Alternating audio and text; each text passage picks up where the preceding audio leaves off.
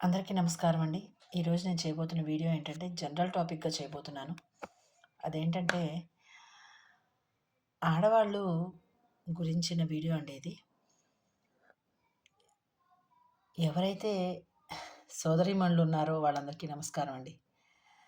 నా వీడియో చూస్తున్న వాళ్ళకి ఎవరికైనా రిలేటెడ్‌గా అనిపిస్తే దయచేసి కామెంట్ చేయగలరు.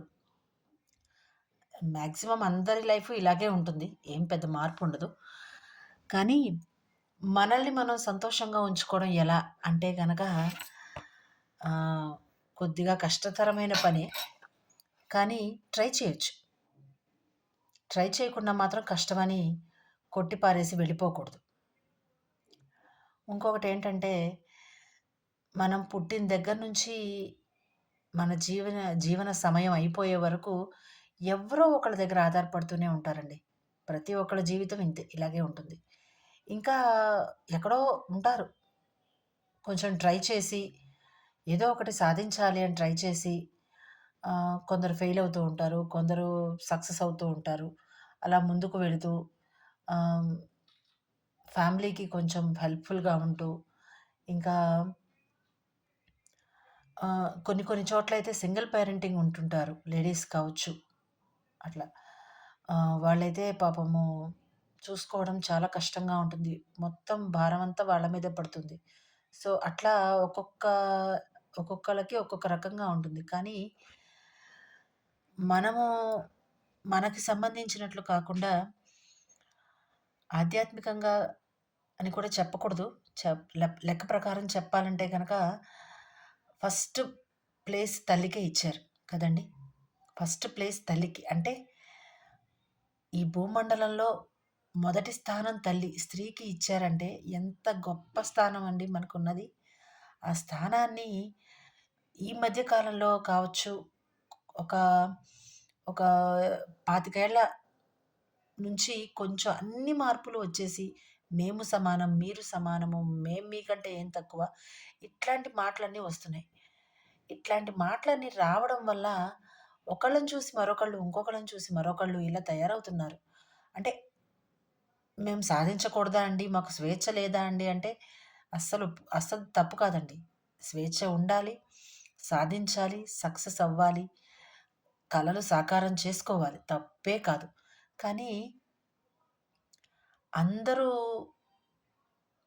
అన్నీ చేయలేకపోతారు. అలాగని అందరిని మెప్పించలేకపోతారు. అసలందరిని మెప్పించాలి అనుకోవడం కూడా తప్పే. ఎందుకంటే ఆడవాళ్ళే కావచ్చు, మగవాళ్ళే కావచ్చు అందరిని మెప్పించలేకపోతారు. అలాగని పర్ఫెక్ట్‌గా కూడా చేయలేకపోతారు. ఇది దయచేసి గమనించుకోవాలండి ఎవ్వరైనా కానీ. పర్ఫెక్ట్‌గా కావాలి అని కోరుకొని చేసిన దాన్నంతా వదిలేసి, ఎక్కడో ఒక చిన్న తప్పుంటేనో, లేకపోతే ఎక్కడో ఏదో చిన్న దోషం ఉంటేనో, ఆ దోషాన్ని పట్టుకొని వేళ్లాడతారే, చేసింది మొత్తం ఏమవుతుందండి? ఇది ఎవరు ఆలోచించరు. ఇంట్లో వచ్చేసి అందరూ అలాగే ఉంటారు. ఒక ఒక పిల్లలే కాదు, ఒక పెద్దవాళ్ళే కాదు, ఒక హస్బెండే కాదు, ఒక అత్తమామే కాదు, ఎవ్వరైనా కావచ్చు. చేసింది మొత్తం పనికిరాదండి. ఇంత చేస్తే చేసిన దాని గురించి ఏమనరు. ఏదైతే చేయకుండా అరాకొరా మిగిలిపోతుంది చూడండి, దాన్ని పట్టుకొని వేళ్ళాడతారు. అక్కడ ఉండేది ఒక ఆడమనిషేనండి. చేసేది ఒక్క ఆడమనిషే. అది కూడా గమనించుకోవాలి.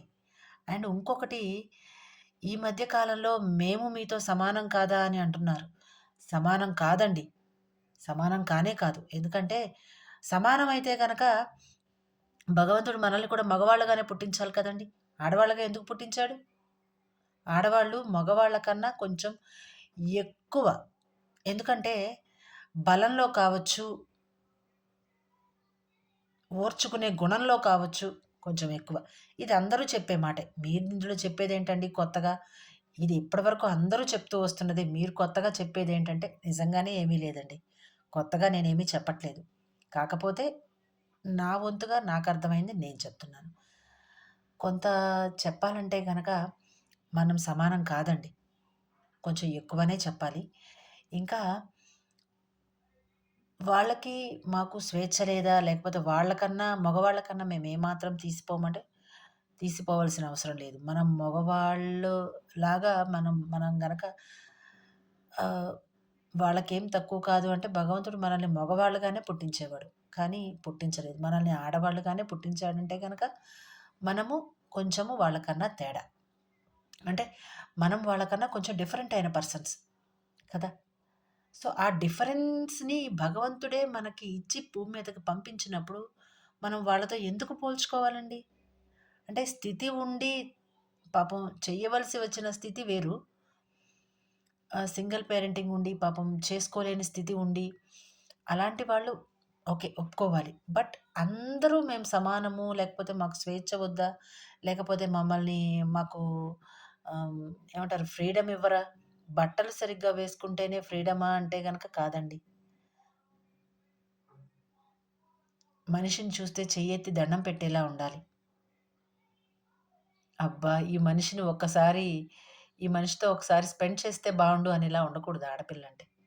ఆడపిల్లంటే ఏదో షుగర్ క్యాండీ కాదండి. ప్రతి ఒక్కడు వచ్చేసి చూసేయడానికి లేకపోతే ఆహ్, మాకు కావాలి అనడానికి.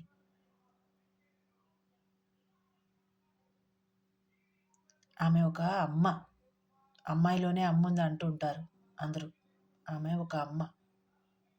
ఈ రోజుటి పాపే రేపటి అమ్మ. మరొకనాటి అత్త, మరొకనాటి కోడలు, మరొకనాటి అత్త.